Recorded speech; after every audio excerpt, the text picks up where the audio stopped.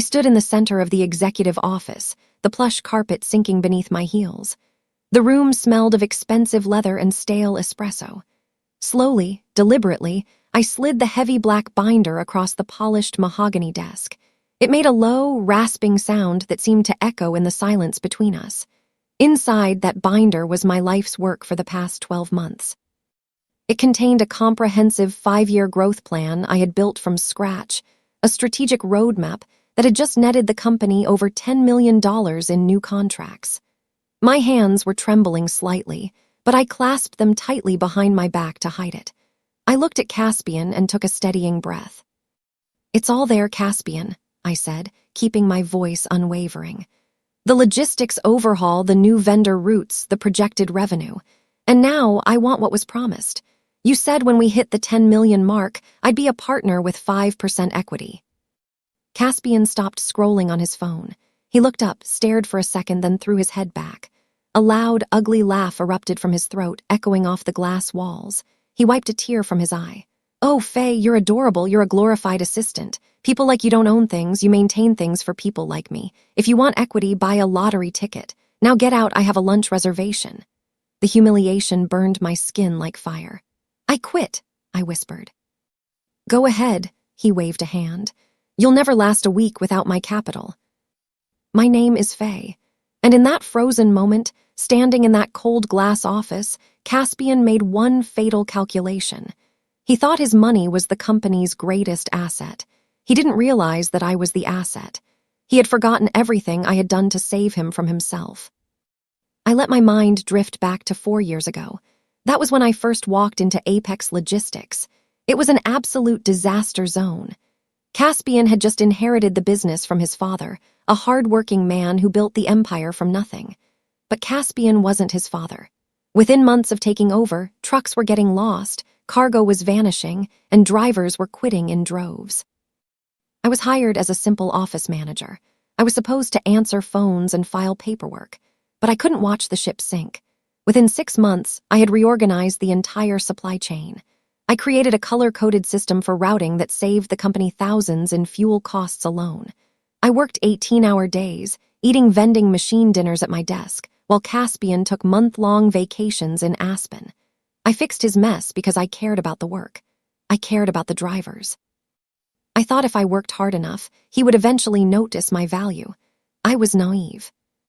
2 years ago, the company was finally stabilizing, and it was entirely thanks to the systems I had put in place. The drivers were happy, the clients were returning, and the profits were climbing. Caspian, for a brief moment, seemed to understand how much he needed me. He was terrified of me leaving him to run the place alone. He took me to a fancy dinner at a steakhouse downtown. He poured me a glass of expensive wine and looked me in the eye with what I thought was sincerity. "Stick with me, Faye," he said, his voice low and serious. "You turn this ship around, really get us profitable again, and I'll make you a partner. We'll run this together. You deserve a seat at the table." I believed him. I drank the wine and felt a warm glow of validation. I stopped looking at Apex Logistics as just a job. I started treating it like my own child. I nurtured it, I lost sleep over it, and I protected it. I pushed myself to the brink of exhaustion because I thought I was building my future. I thought I was earning my place. I didn't know that to men like Caspian, promises were just words used to keep the engine running while they enjoyed the ride. The beginning of the end started 3 months ago. The atmosphere in the office changed the moment the elevator doors opened and Vale walked in. Vale was Caspian's old fraternity brother from college.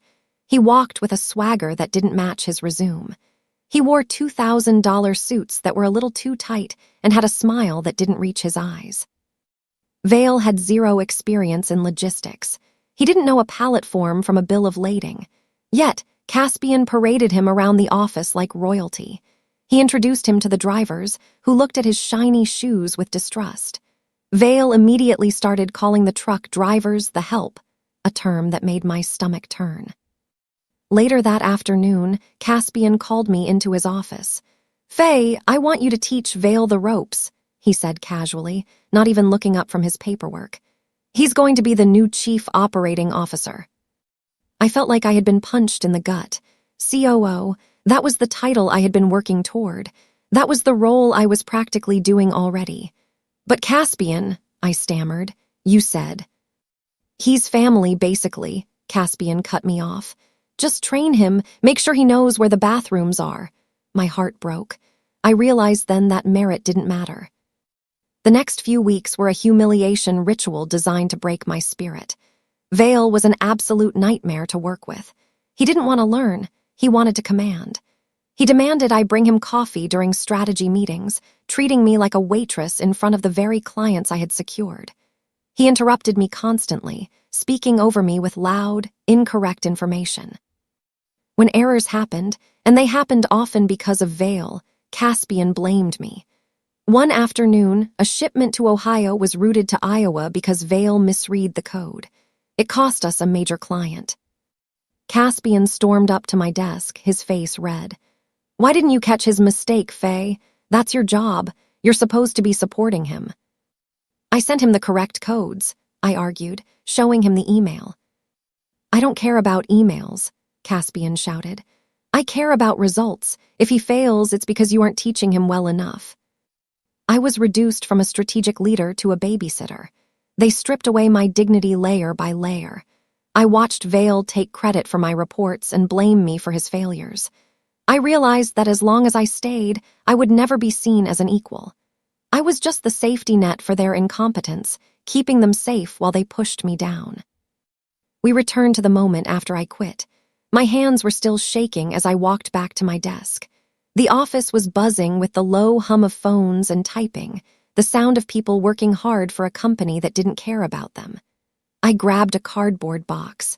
I didn't touch the computer files. Deleting them would be illegal, and I wasn't going to give Caspian a reason to sue me. Instead, I reached for my personal Rolodex.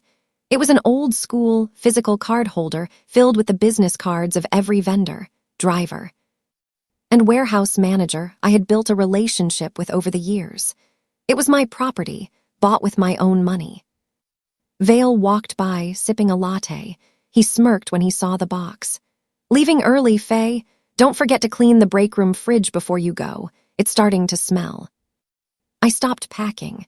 I looked at him, really looked at him, and realized how small he was. I don't work here anymore, Vale, I said, my voice calm. Good luck finding the shipping codes. I picked up my box and walked to the elevator. As the doors closed, I felt a wave of nausea, followed immediately by a rush of pure liberation. I was out. I was finally free of the toxicity. By the time I got home, the adrenaline had worn off and the panic set in. I sat at my kitchen table, staring at the wall. I had a mortgage. I had bills. I had no savings because I had invested everything into my professional wardrobe and late-night meals for the team. I dug through my file cabinet and pulled out my original employment contract. My eyes scanned the pages frantically until I found the paragraph I dreaded, the non-compete clause. The language was strict. It stated that I could not work for a competing logistics company within a 100-mile radius for 12 months. I felt trapped.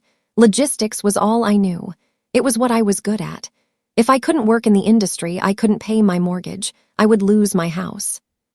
My phone buzzed on the table. It was a text from Caspian. Legal is watching you. Don't even think about working for anyone else. I'll bury you. I put my head in my hands. He wasn't just content with firing me. He wanted to make sure I couldn't survive. He wanted to starve me out to prove a point. I felt tears prick my eyes, hot and angry. I felt small and powerless against his money and his lawyers. I couldn't just give up. I called a friend of mine from college who was now a contract lawyer. I went to her apartment late that night, clutching the contract like it was a bomb. She poured us tea and started reading, her eyes scanning the dense legal jargon. She flipped to the very last page. She paused, squinting at the paper. Then a slow smile spread across her face. Faye, she said, tapping the paper. Look at the signature page. I looked. I saw Caspian's messy scrawl on the line for the employer. I see it, I said. Look at the line below it, she urged. The witness line. The one where the HR director was supposed to sign to notarize the agreement. It was blank.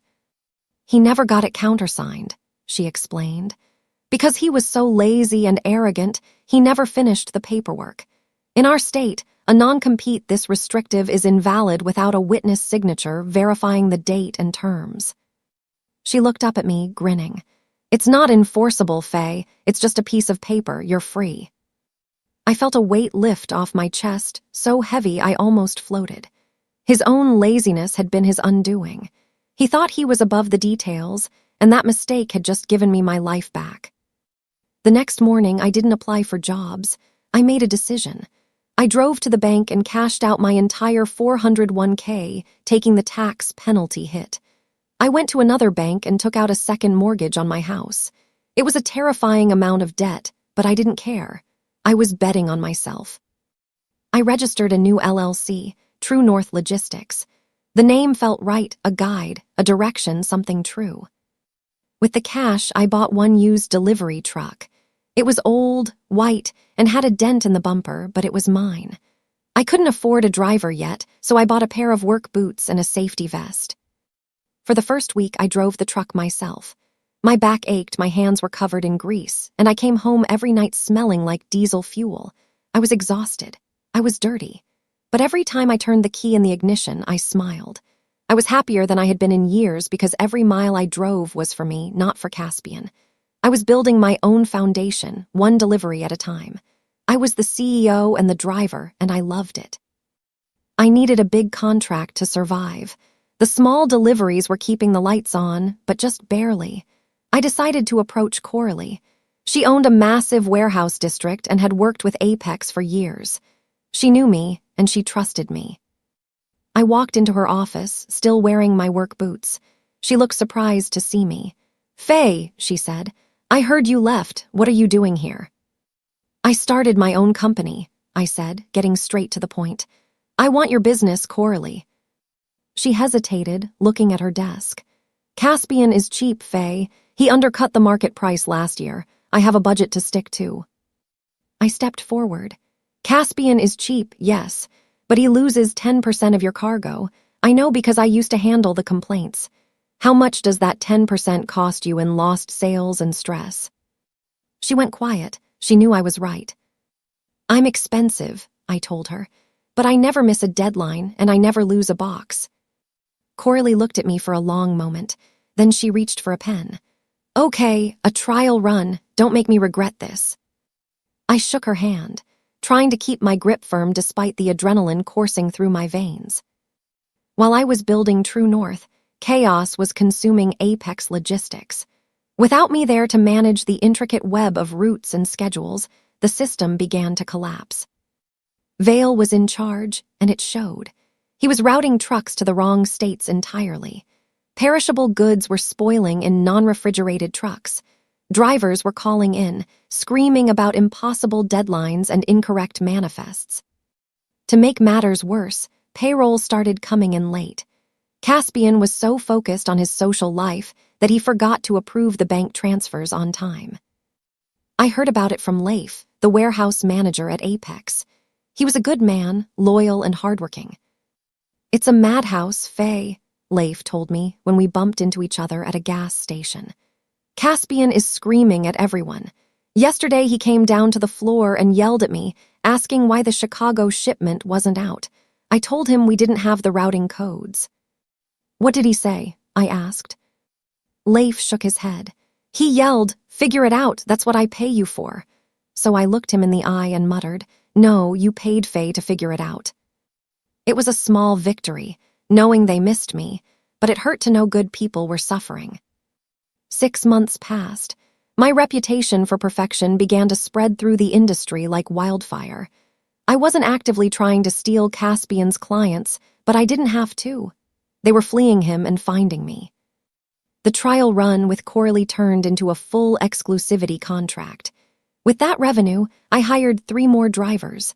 I rented a small office space, nothing fancy, just a room with desks and a coffee pot. I made a promise to run my business with integrity. I knew how hard the drivers worked, so I paid them 20% above the market rate. I gave them full benefits from day one. Word got out. Drivers from other companies, including Apex, started applying to work for True North. They wanted to work for someone who respected them. I sat in my small office, looking at the growing map on the wall. We were expanding. We were winning. And we were doing it the right way. I wasn't building a company to buy a yacht. I was building a company that people were proud to work for. It felt good to sign paychecks knowing the people receiving them were happy. I was building a community, not just a corporation. Caspian finally noticed his revenue was dropping off a cliff. Instead of looking inward at his own failures, he lashed out. He assumed the only way I could be succeeding was by cheating. He sued me. I was sitting in my office when a process server walked in and handed me a thick envelope. It was a lawsuit claiming theft of trade secrets and breach of contract. It was a bullying tactic, plain and simple. He knew the lawsuit had no merit, but he also knew that legal fees are expensive. He wanted to bleed me dry. He wanted to bankrupt me before I could get any bigger. I held the papers, my hands trembling again. A lawsuit could cost tens of thousands of dollars. It could ruin everything I had built. "He's trying to scare you," my lawyer friend said over the phone later that day. "It's working," I admitted, my voice tight. "I can't afford a long court battle. He has millions and I have a startup." "You won't have to," she said. "We're going to fight back during the discovery phase." I didn't know what that meant yet, but I trusted her. I had to. I wasn't going to let him bully me again. During the discovery phase of the lawsuit, both sides are required to share internal documents relevant to the case. My lawyer demanded access to Apex's internal emails and safety logs to prove I hadn't stolen anything. What we found was a goldmine of incompetence and illegality. We found emails between Caspian and Vale mocking their biggest clients, calling them idiots and cash cows. But more importantly, we found proof that Caspian was falsifying safety logs to save money on truck maintenance. He was sending drivers out in vehicles with bad brakes and bald tires, then changing the records to make them look safe. It was highly illegal. It was dangerous. My lawyer called Caspian's lawyer. "We found the safety logs," she said simply. "Drop the suit by 5 p.m. today, or we send these directly to the Department of Transportation. If we do that, they will shut you down and Caspian will go to prison." The silence on the other end of the line was deafening. The lawsuit was dropped the next morning with prejudice. Caspian had backed down. He knew I had him cornered. He realized that I wasn't the scared assistant anymore. I was a formidable opponent who knew where his skeletons were buried. 1 year had passed since I left. While True North was flourishing, Apex Logistics was hemorrhaging money. The loss of clients, combined with the chaotic management, had drained their accounts. Caspian, however, hadn't changed his lifestyle. He was in denial. He spent the company reserves on a brand new Italian sports car and took Vale on consulting trips to Las Vegas, which were really just gambling vacations. They were burning the candle at both ends. They started missing payments to their biggest vendor, a massive fuel supplier that kept their fleet running.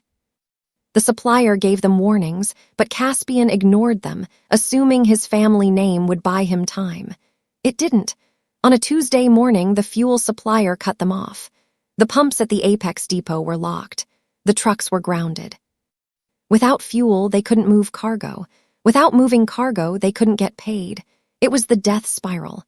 The company was paralyzed, and for the first time, Caspian couldn't spend his way out of the problem.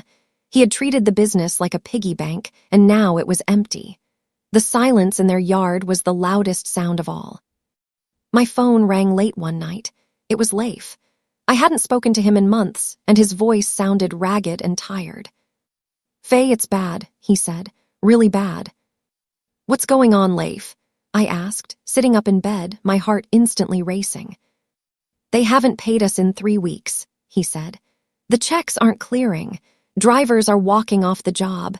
There are millions of dollars of cargo sitting on the dock, rotting. The clients are screaming, but nobody is answering the phones." I felt a pang of deep sadness, not for Caspian, but for Leif and the other staff who had families to feed. They were the collateral damage of Caspian's ego. "Caspian is locked in his office," Leif continued. "Vale stopped showing up 3 days ago. We don't know what to do." "I can't help Leif," I said softly, my heart aching. "I wish I could, but I can't fix this for him. I'm sorry." We hung up and I stared at the ceiling. I knew the end was coming. I just didn't know how fast it would hit. It was a tragedy watching something I once loved crumble because of one man's greed. The end arrived in the form of Bennett. Bennett was the representative from the bank that held the massive loan on Caspian's business. He was a cold, calculating man who cared only about numbers. He arrived at Apex with a team of auditors. They went through the books and saw the disaster, the debts, the lack of cash flow, the mismanagement. Bennett called Caspian into the glass conference room. "You are in default," Bennett said, placing a folder on the table. "You have violated the terms of your loan. We are seizing the assets. We are putting the company into receivership immediately." Caspian looked like a child who had been told Santa wasn't real. Tears welled up in his eyes. "You can't do this. My father built this company. It's my legacy." Bennett adjusted his glasses, unmoved. "Your father built it," he replied icy. "And you destroyed it. We are taking the keys. Security will escort you out once we find a buyer." Caspian slumped in his chair, sobbing. The reality of his arrogance had finally crashed down on him. He had always thought he was invincible, but math doesn't care about your ego. The bank was taking everything. The bank didn't want to run a logistics company. They wanted their money back. They announced that they would be selling the company's assets, the trucks, the warehouse lease, the client list, in a private auction to recoup their losses. They wanted a quick sale. Caspian, in his delusion, was still trying to find a way to stay in control. He was frantically calling everyone he knew, trying to find an angel investor to bail him out. He told anyone who would listen that he just needed a bridge loan and he could buy his own company back from the bank. He was convinced that his charm would save him one last time. He didn't understand that in the business world, nobody bets on a losing horse. I saw the auction notice in a trade publication. My heart started racing. This was it. This was the moment I had been waiting for, even if I hadn't realized it. The auction was set for the following week. I knew the timeline was tight. I had to move fast if I wanted to make a play. I saw the pieces on the board, and I knew exactly how to move them. I sat in my office and crunched the numbers. I couldn't afford to buy Apex outright. Even at a discount, the price tag was too big for my new company to swallow alone. But I knew something others didn't. I knew that the bank considered the company toxic. They thought the debt was worthless because the clients had left. They would be willing to trade the debt for pennies on the dollar just to get it off their books. I put on my best suit and went to see Hawk. Hawk was a contact I had made in private equity, a sharp investor who liked high-risk, high-reward plays. I pitched him with everything I had. "Back me," I said. "I know how to run this company. I built the systems that made it profitable in the first place. We buy the debt, we foreclose, and we own it all." Hawk looked at my plan. He looked at my track record with True North. "You really think you can fix this mess?" he asked. "I don't think," I said. "I know the infrastructure is there. It just needs a pilot who isn't asleep at the wheel." Hawk smiled. "Okay, let's go shopping." The day of the final transaction arrived. Caspian, completely out of touch with reality, gathered the remaining staff in the break room. "Don't worry, everyone," he announced, his voice straining to sound cheerful. "I have a meeting with a new investment group today. They're going to inject capital. We're going to be saved. Everything will go back to normal." He truly believed he was meeting a faceless corporate entity that would hand him a check and let him keep playing boss. He thought he could charm them into keeping him on as CEO. The staff stood there, arms crossed. Leif looked at the floor. They were broke, tired, and angry. They knew better. They knew that investors usually meant layoffs and asset stripping. They didn't share Caspian's optimism. They just wanted to get paid for the work they had already done. Caspian adjusted his tie, checked his reflection in the window, and marched toward the conference room, followed by a hungover-looking Vale. He walked with the confidence of a man who still didn't understand that the ground had already disappeared beneath his feet. It was almost pitiful to watch. The meeting took place at the bank's headquarters. Caspian and Vale sat on one side of the long oak table. They looked disheveled but hopeful. Bennett, the banker, sat at the head of the table. He looked bored. "Gentlemen," Bennett said, opening a file, "the bank has successfully sold your debt to a private holding company. They have purchased the notes and are now the legal owners of Apex Logistics and all its assets." Caspian smiled broadly. "Great, fantastic. When do I meet them? I have some ideas for the restructure. I think if we pivot to—" Bennett held up a hand to stop him. He looked toward the heavy double doors at the back of the room. "You can ask the owner yourself," Bennett said. "She's right here." Caspian froze. "She."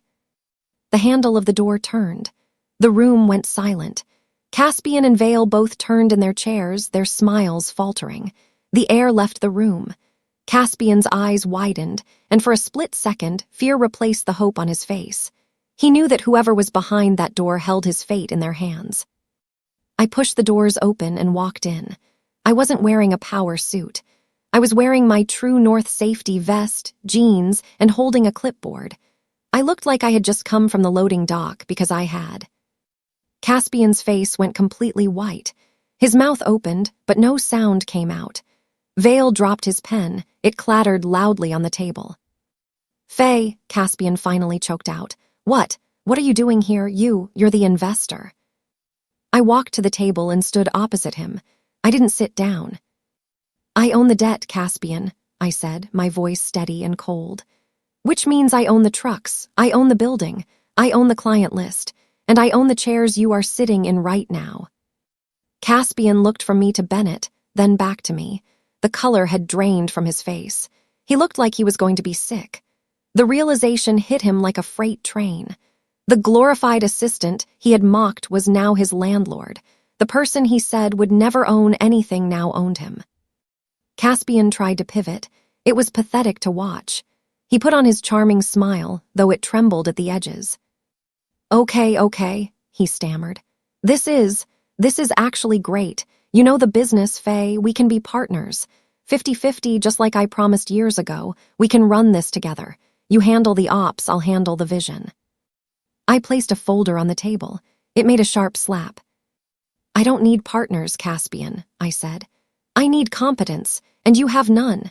You ran this company into the ground. You stole from your employees by falsifying records. You are a liability."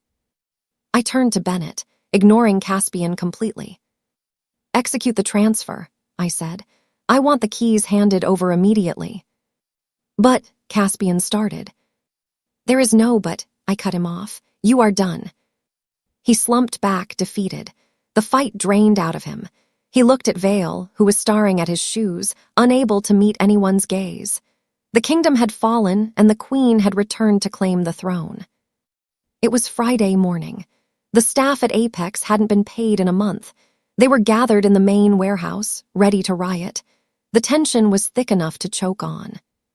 I walked onto the warehouse floor. The chatter stopped instantly. A hush fell over the crowd. Leif stepped forward, squinting. "Faye." "I'm the new owner," I announced, my voice echoing in the large space. I motioned to my team from True North, who started walking through the crowd, handing out thick, physical envelopes. "I know you've been hurting," I said. "I know you haven't been paid. These envelopes contain your full back pay for the last month, plus a 10% retention bonus for sticking it out through the chaos." Leif tore open his envelope. His hands shook as he pulled out the check. He stared at it. He held it up for the others to see. The signature line didn't say Apex Logistics. It said Faye, CEO. "It's real," Leif shouted. The warehouse erupted in cheers. People were hugging, some were crying. I stood there, watching the relief wash over them, and I knew I had done the right thing. I had saved the jobs of good people, and I had proven that kindness and competence win in the end. I went up to the executive office one last time. Caspian and Vale were packing their personal items into cardboard boxes.